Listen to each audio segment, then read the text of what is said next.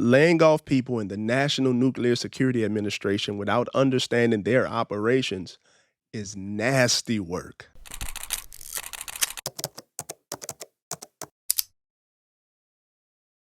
Welcome back to the Andrew Adventure, and what an adventure it is. I am Dr. Ben Andrew, and there's some stuff to talk about. Now, the trending topic, as we all know, is federal layoffs. This is the topic everywhere. Federal employees are being laid off in probation status. Some have outstanding evals. However, they're being treated as if they're just a number, when in actuality, it's much more complex than that. Here are some fears and some concerns of mine when you lay off federal workers too quickly. We've seen the Federal Aviation Administration, the Department of Veterans Affairs, and also the Center for Disease Control and Prevention, the CDC, lay off thousands of workers. Now, this may seem like some beautiful thing to people who are rooting for this initiative. However, take it from a safety professional.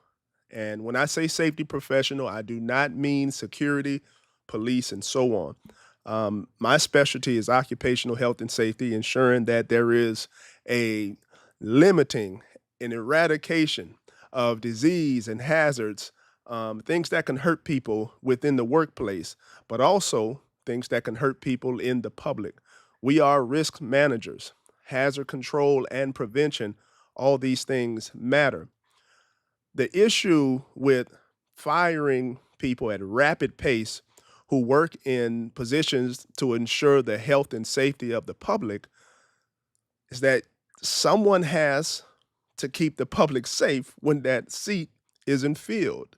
Now, you had a lot of individuals rooting, saying, yes, Federal Aviation Administration laid off this many people. However, now there's concerns about aircraft safety. There's concerns about safety in the friendly skies. All of us have people we know, whether it's on Facebook, LinkedIn, they are expressing concerns like, is it really safe to fly now? I've seen so many comments of people who are degrading air traffic controllers and not truly understanding what it takes to be in that particular role. I have several friends who are air traffic controllers. Being a Navy veteran who served on a carrier, I saw how important, how critical that role was. And you just can't get anyone to just sit in that role. So a lot of concerns have been raised about potential risk and safety in aircraft and in air travel, which are very valid.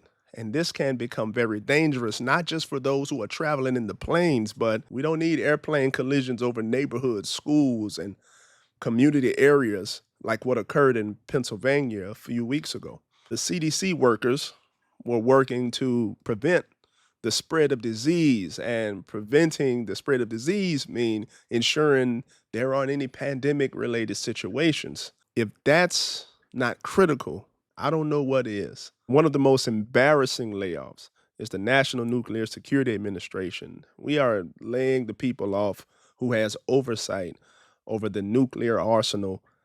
This is embarrassing. It is embarrassing because they're scrambling to hire these individuals back, and there's not many ways to contact some of these individuals.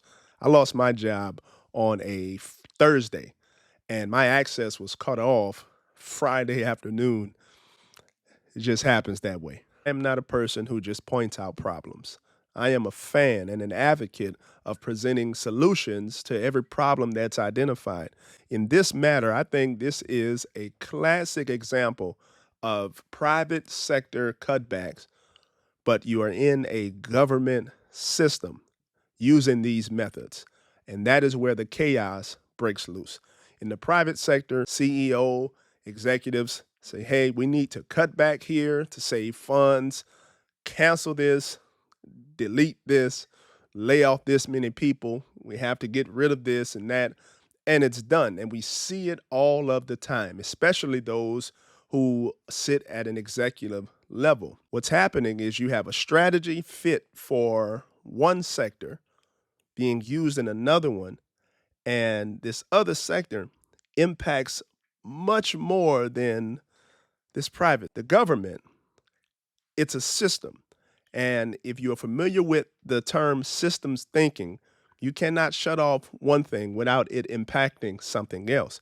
Let's use the Department of the VA, for example. Many people only see disability benefits, but the VA has so much more strategic parts and components the public has no clue about. So you pull 1,000 workers out of the VA and then claim to care about the care of our veterans and claim to celebrate the heroes, where you just removed a critical provider. Laying off people in the National Nuclear Security Administration without understanding their operations is nasty work. And it's embarrassing to see a lot of these decisions being rescinded because it's like, oh, we made a mistake. Oh, sorry about that. No, not at all. My recommendation is that you leave that to the agencies and the individuals in those particular areas because they know what positions could be cut. They know what departments can be consolidated. They know people who have been in these agencies who have institutional knowledge and expertise. They know. In this climate, you also have to think about the existing government workers who have to take up the slack for the people who are now gone. Strategy and execution, those are crucial. Those are crucial because you don't want to just shoot from the hip on stuff that can impact so many people. But when you have a strategy and when you're able to do things in an orderly fashion, you're going to get a better result. Now, to the federal workers who remain in place, I encourage you to stay strong. I encourage you to have your resume updated and ready. And there's a lot of federal workers who are applying for jobs, which is totally understandable. But stay strong and remember the mission. The thing that sucks right now is the morale in any federal office. Morale is low. And when you have morale that's low, your services could be compromised. And when your service is compromised, you impact the people you serve. But what is the end goal? When a lot of these services and when a lot of these programs start to crumble, what then? Do you bring in contractors? Do you bring in more Tesla workers? Do you bring in workers who are hired by companies that may be owned by some key people? What's the end goal when the services start to crumble? You must have a better strategy and even better execution. We deserve it. America, right?